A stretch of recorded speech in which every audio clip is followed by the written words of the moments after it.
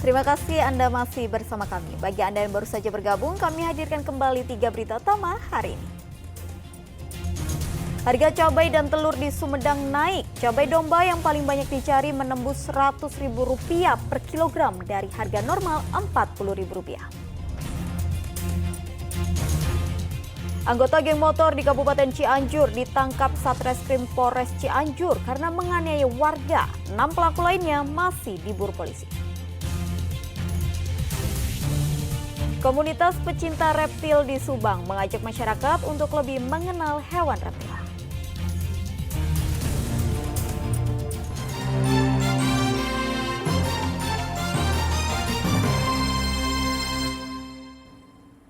Anggota geng motor di Kabupaten Cianjur ditangkap Satreskrim Polres Cianjur usai menganiaya warga.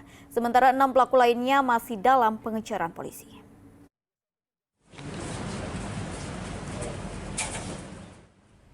Inilah EG, UA, dan EA, anggota geng motor yang mengeroyok serta menganiaya seorang warga di 2 lokasi di wilayah Kecamatan Haurwangi, Kabupaten Cianjur, Kamis lalu.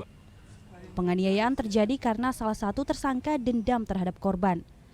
Ketiga tersangka yang merupakan anggota geng motor mengajak 8 rekannya sesama geng motor untuk mengeroyok korban.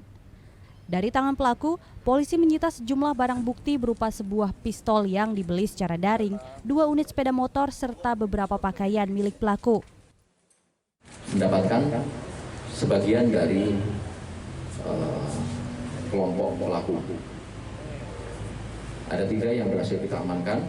Kami sudah meminta kepada polres-polres jajaran yang lain dengan menerbitkan DPO atau daftar pencarian orang kepada para pelaku yang belum berhasil kita amankan.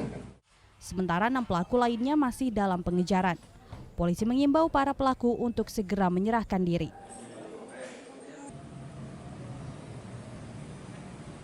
Rendra Gozali melaporkan dari Kabupaten Cianjur. Membuat konten dengan acungkan senjata tajam di jalan, ulas sejumlah remaja anggota geng motor meresahkan warga Desa Jatimulya, Kuningan. Kini pun polisi tengah memburu para pelaku yang identitasnya telah diketahui.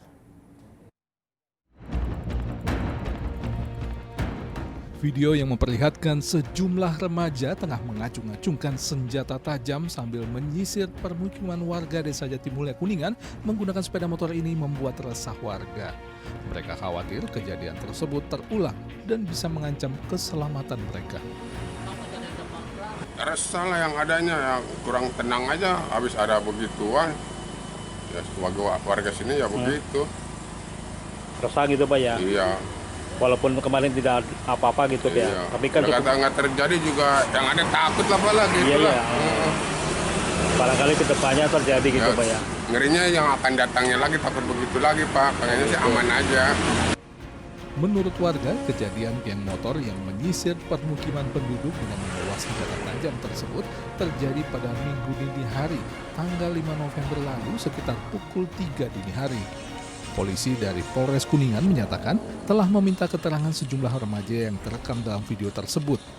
Rupanya, geng motor asal Jatimulya itu ingin membuat konten video kekerasan dengan mengundang geng motor dari wilayah Cirebon melalui media sosial. Kelompok yang di Jatimulya ini melakukan undangan melalui media sosialnya mereka untuk mengundang kelompok yang ada di tempat lain. Pengakuan dari kelompok yang ada di Jatimulya yang sudah kami lakukan interogasi itu memang mereka membawa senjata tajam. Geng motor masih kita selidiki, namun infonya demikian. Dari informasi dari kelompok yang di Jatimulya bahwa kelompok yang sebelahnya atau kelompok lainnya itu berasal dari Cirebon. Hingga saat ini polisi masih memburu anggota geng motor lainnya yang identitasnya telah diketahui. Agung Gunawan melaporkan dari Kuningan.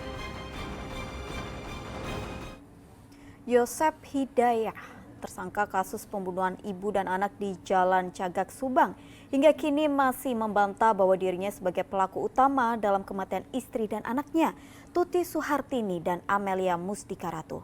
Melalui kuasa hukumnya, tersangka Yosep mengajukan pra-peradilan atas penetapan dirinya sebagai tersangka.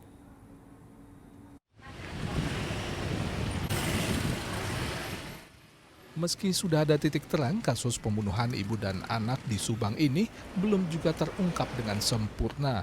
Polisi sudah menetapkan 5 orang tersangka dan melakukan prarekonstruksi yang menghadirkan tersangka beserta pihak kejaksaan dan Lembaga Perlindungan Saksi dan Korban LPSK.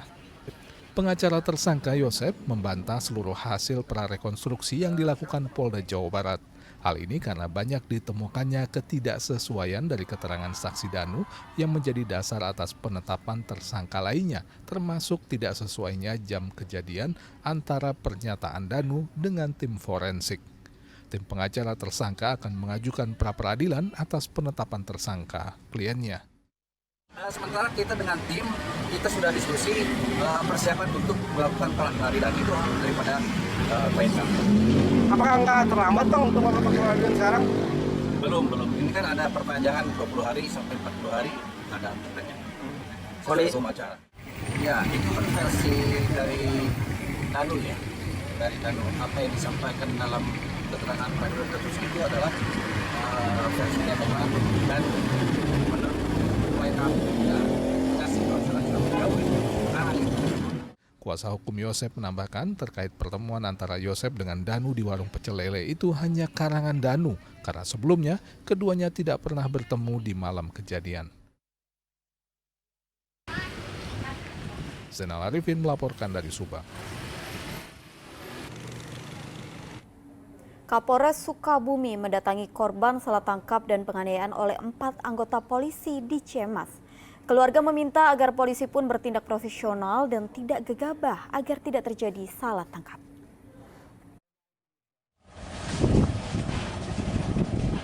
Begitu tiba di rumah korban di Desa Mandrajaya, Kecamatan Ciamas, Kabupaten Sukabumi, Senin siang, Kapolres Sukabumi beserta anggota Propam dan Dokpol langsung memeriksa kondisi korban salah tangkap yang sempat dianiaya oleh 4 anggota Satuan Reserse Kriminal Polres Sukabumi. Korban yang berprofesi sebagai pengepul cabai ini sempat mengalami kekerasan fisik oleh oknum anggota TNI Opsnal Satuan Reserse Kriminal Polres Sukabumi. Istri korban, Rohayati, menyatakan pihaknya bersama suami sudah memaafkan kejadian tersebut.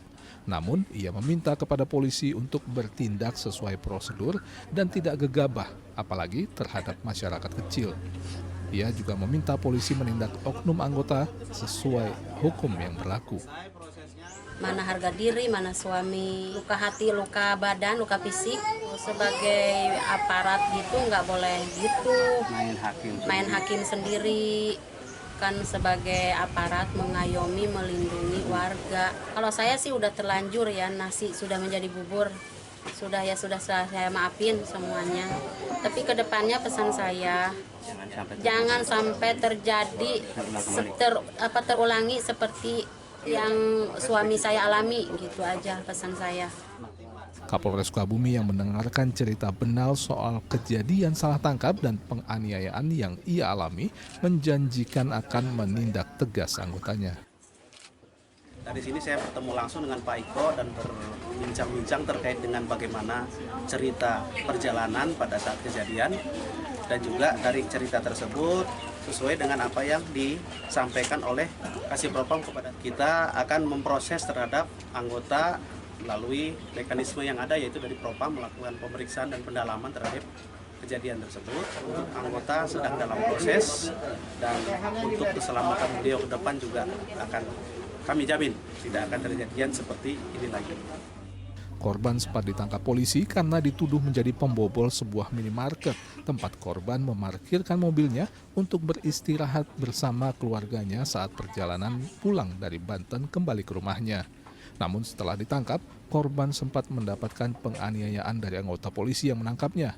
Salah tangkap, Benal pun akhirnya dibebaskan. Asep Didi melaporkan dari Kabupaten Sukabumi.